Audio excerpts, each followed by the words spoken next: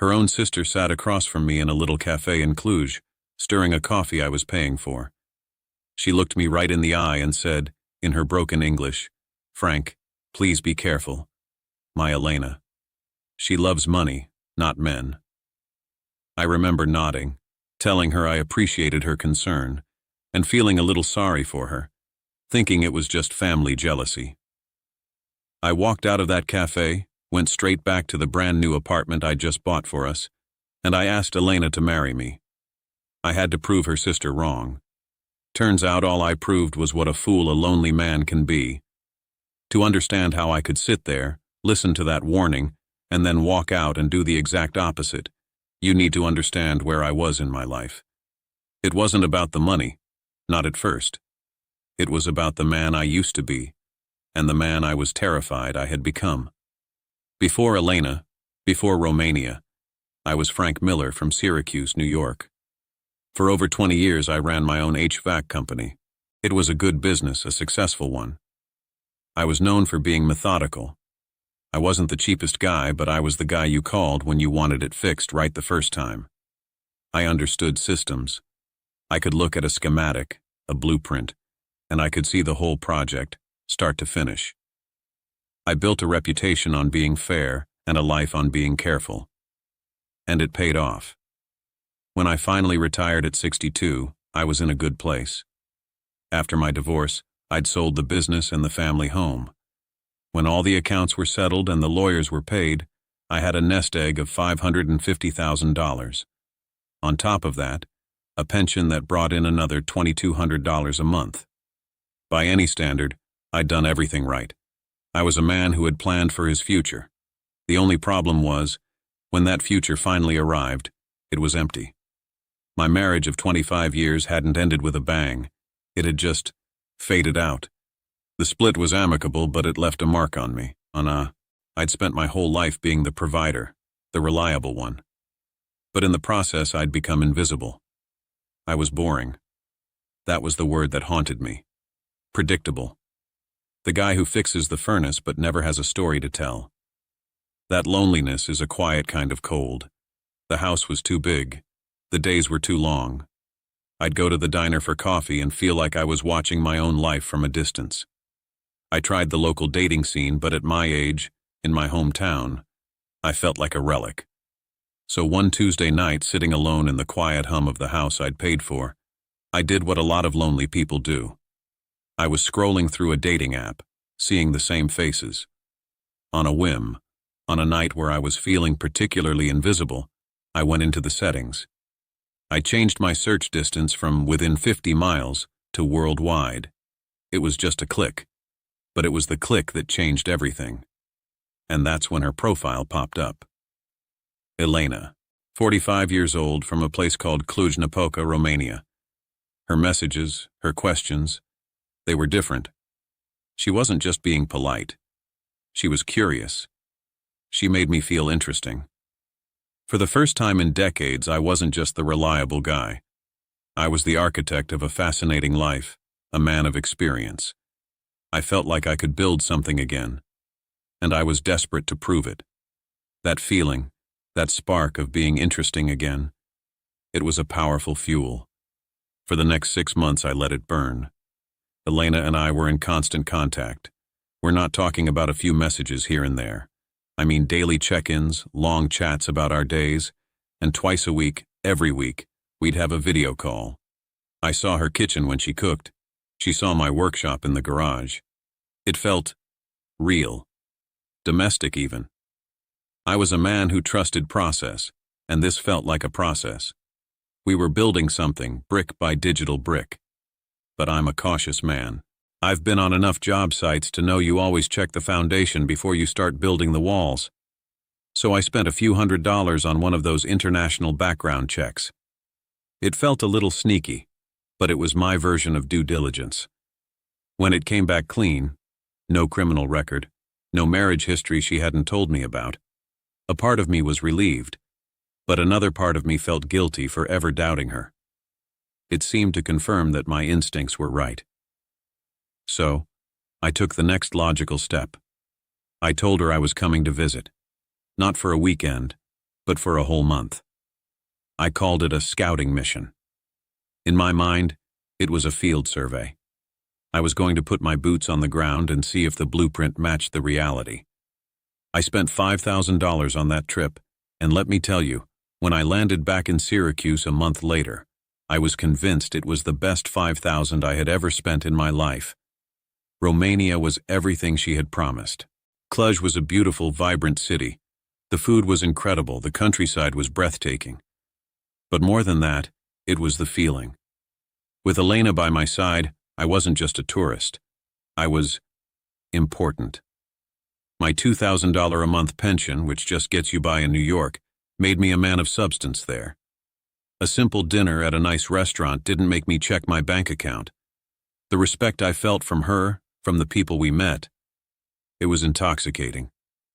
For the first time, I wasn't the boring, reliable guy. I was Frank Miller, the man of the world, building a new life.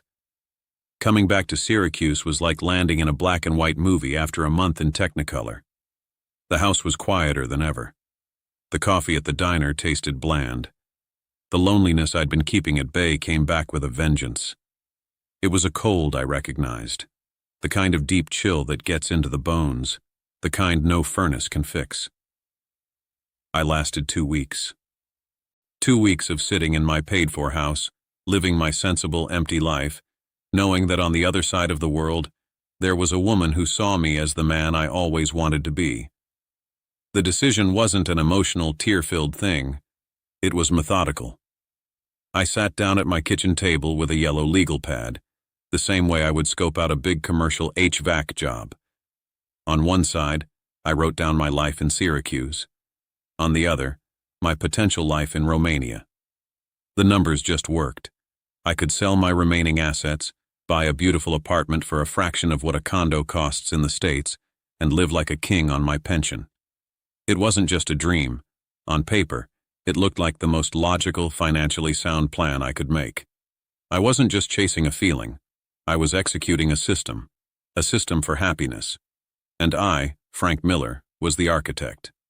I put the plan into motion the very next day. Selling everything off wasn't emotional. It was a liquidation. Each sale, each closed account, was just a line item on my legal pad, another step in the process. Within a few months, my Syracuse life was reduced to a series of wire transfers and a couple of boxes of keepsakes. All told, I had my nest egg, right around $550,000, sitting liquid in my bank account. It felt powerful. It felt like fuel. From 7,000 miles away in Cluj, Elena was my project manager. She was incredible. She handled the language, the local customs, everything. She sent me listings for apartments every morning. We'd get on a video call, and she'd virtually walk me through them. We settled on a brand new 2-bedroom place in a nice, quiet neighborhood. It was modern, clean, with a balcony overlooking a small park. The price was €150,000. At the exchange rate back then, that came to about $165,000. It was perfect, a place a man like me could be proud of. And then came the conversation that I've replayed in my head 1,000 times since. She called me, a little stressed. She said, "Frank, my love, the paperwork for a foreigner to buy property here. It is a nightmare. Months of delays, extra taxes. It is designed to be difficult." She had this way of sighing, like the weight of the world's inefficiency was on her shoulders. Then she said, "It would be so much faster, so much simpler, if I just buy it in my name. I am a citizen. It is one-day process. Then when you are here, we can add your name. It's just a legal trick to save time and money." And you know what? It made perfect sense. I was a man who had spent his life looking for the most efficient way to get a job done. I hated bureaucracy. I hated wasted time. What she was offering wasn't a red flag to me. It was an elegant solution. It was a shortcut through the system, and I appreciated the cleverness. So I thanked her for being so smart, went to my bank the next day, and I wired the $165,000. The wire transfer receipt felt like a ticket, my ticket to a new life. When I finally landed in Cluj with my life packed into 3 suitcases, The feeling wasn't just happiness. It was triumph. There she was, waiting for me. And there it was, our apartment. Walking into that place, with the keys in my hand, it was the culmination of the whole plan. I had built this. From a single click on a dating app to this physical, tangible reality. But an empty apartment isn't a home. It's just a box. So we spent the next month filling it. I didn't hold back. I spent another $50,000 easily. We bought a beautiful leather sofa, a big screen TV, all new kitchen appliances, the best of everything. We got a new Dacia Duster, a tough little Romanian SUV so we could explore the countryside on the weekends. Every purchase, every flat-pack piece of furniture I assembled on the living room floor, it felt like I was physically bolting my new life into place. I wasn't just buying things.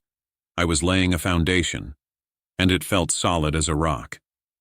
For the first 6 months, it was better than the blueprint. It was a life I didn't even know I was capable of designing. We took the Dacia Duster up into the mountains on weekends, got lost on roads that turned to dirt, and ate at little roadside places where I was the only American they'd seen all year. I wasn't just happy, I was proud. I felt like I had single-handedly built this reality from nothing but a Wi-Fi signal and a lonely Tuesday night. My pension, which felt like a survival check in New York, was a king's ransom here. I was generous. I enjoyed being generous. It felt like a tangible expression of my success. It was during that honeymoon phase, right at the peak of my self-satisfaction, that Elena's sister asked to meet me for coffee. Elena wasn't thrilled. She said her sister was a difficult woman, always unhappy, always jealous of her. That should have been a sign, right? But to me, it just sounded like normal family stuff. So I went. And that's when she said it, staring right at me. "Frank, please be careful. My Elena, she loves money, not men." I remember looking at this tired, sad woman in her worn-out sweater, and I didn't feel anger or suspicion. I felt pity. Here I was, living this incredible new life, and all she had was her bitterness. I gave her a polite nod, told her I appreciated her looking out for me, and paid for her coffee. I walked out of that cafe feeling more confident than ever. This wasn't a warning to me. It was proof that I had something worth being jealous of. I was so sure of my own judgment, so high on the life I had built, that I went straight back to the apartment, our apartment, and I asked Elena to marry me. It wasn't just a proposal, it was a statement. I was doubling down. I was Frank Miller, the man who builds things, and I was going to build this woman the happiest life she could imagine, just to prove her sad little sister wrong. The yes was immediate, tearful, and beautiful. But looking back, that proposal was the turning point. It was like I had finished the framing on a house and was ready to move in, not realizing the foundation was pure sand. After the engagement, the dynamic shifted. It was subtle at first. I was no longer a guest or a boyfriend. I was family. I was the fiancé. And family, well, family helps each other out. The first test came about a month later. Elena came to me one evening, her eyes red-rimmed. Her mother, who lived in a small village a few hours away, had a medical emergency. A heart issue. She needed a procedure, and the public hospital had a 6-month waiting list. A private clinic could do it next week, but it would cost $5,000. She showed me a letter in Romanian, pointed at a few figures.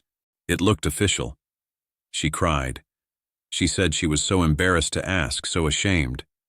And me? I was the hero. I was the problem solver. I put my arm around her and told her not to worry about a thing. What was $5,000 when it came to a human life, the life of my future mother-in-law? It wasn't a loss. It was a repair job. I was fixing a problem for our family.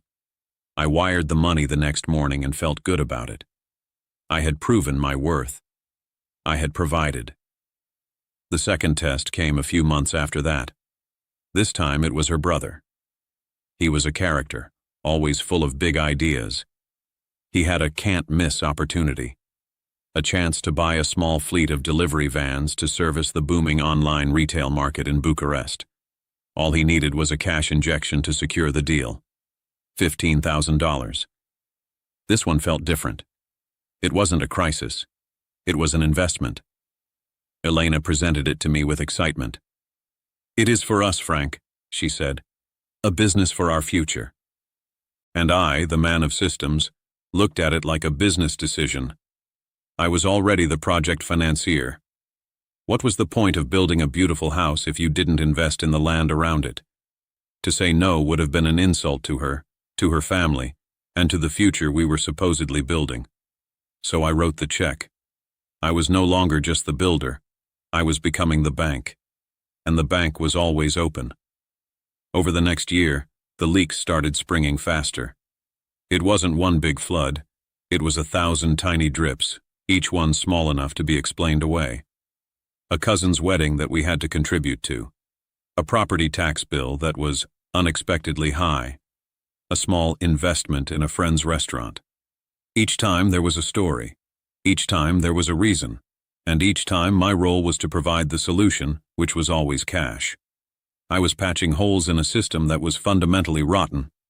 I kept telling myself this was what it meant to have a family, to have a life in a new country. These were just the costs of doing business. But my bank account told a different story. My nest egg, the $550,000 I had so carefully built over a lifetime, was disappearing.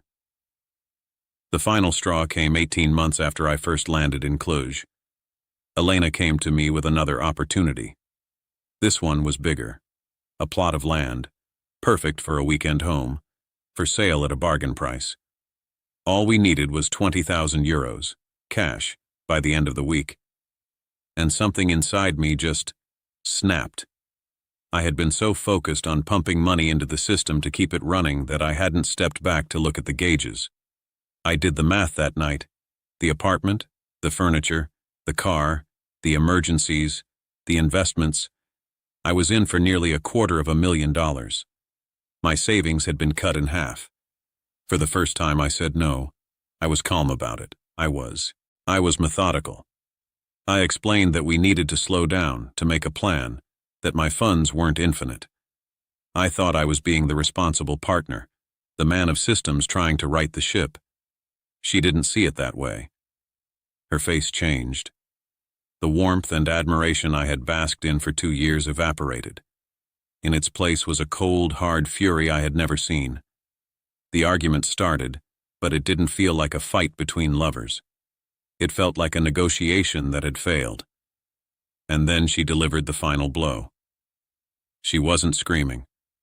Her voice was chillingly calm. She pointed a finger at me and said, "This is my apartment.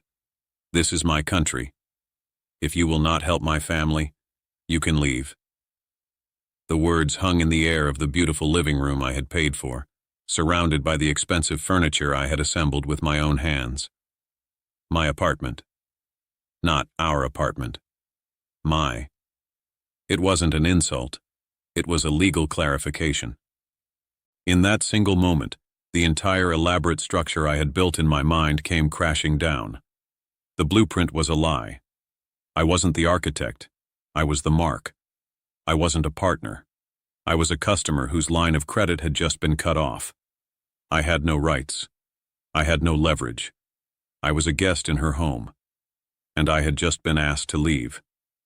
That night, I was standing in a living room that I had furnished, looking at a woman whose life I had funded, and my world was a spreadsheet in my head, a column of debits, 165,000, 50,000, 5, 15. The smaller numbers, the thousands here and there, blurring together into a running total that made me feel cold. I was down almost $250,000. So when she came to me, smiling, talking about a can't-miss plot of land for just 20,000 euros, something in me didn't just say no. It broke. I told her no. Calmly. I explained that my money wasn't a bottomless well. I used words like budget and plan. I thought I was being the responsible one, the partner. I was wrong. Her face didn't just fall. It was wiped clean. The warmth, the admiration, the love I had been basking in for 2 years. It wasn't there anymore. It was gone. In its place was something I had never seen before. A hard, cold calculation. She started screaming. Not in English, but in Romanian. I didn't need a translator. The fury was universal. I just stood there, taking it. Then she switched back to English. For clarity, for the final cut. She pointed at me, her finger shaking. "This is my apartment," she said. The words were like ice. "This is my country." She took a step closer. "If you will not help my family, you can leave." The sound in the room stopped. All I could hear was the hum of the top-of-the-line refrigerator I had bought. My apartment. Not our apartment. My. The legal reality of it hit me. Not like a thought, but like a punch to the stomach. I had no name on the deed. I had no rights. I had no leverage. I was a guest. I was a tenant who had paid his rent for a lifetime in advance, and I had just been served my eviction notice. I looked at her, and I didn't see the woman I loved. I saw a stranger, a very, very good business person.